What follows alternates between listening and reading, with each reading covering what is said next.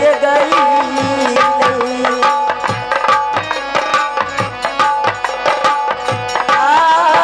नहीं रही लगे बेटा के राजा गोपीचा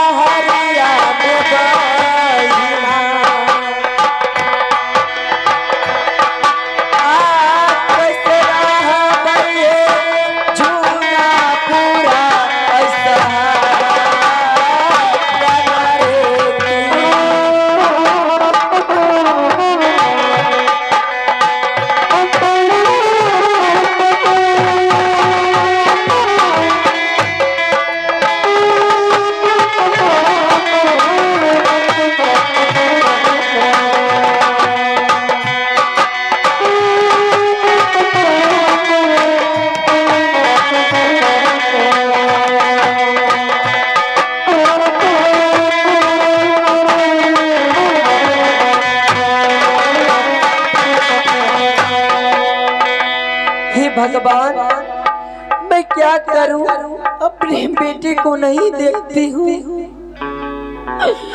तो मुझे प्राण त्यागने का आवाज होता है। माँ मैं क्या करूं, जब तक मैं अपने बेटे को नहीं देखूंगी जीते जी मैं अपने प्राण त्याग दूंगी।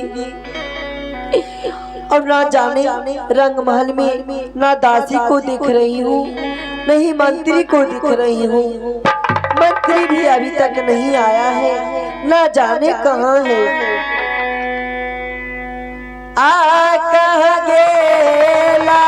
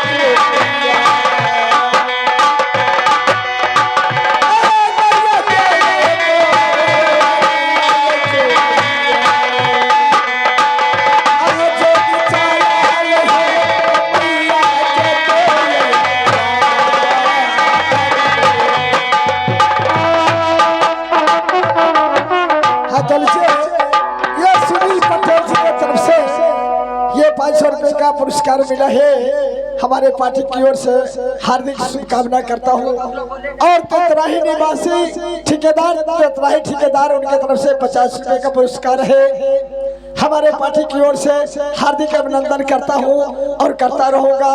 जय हिंद, जय भारत।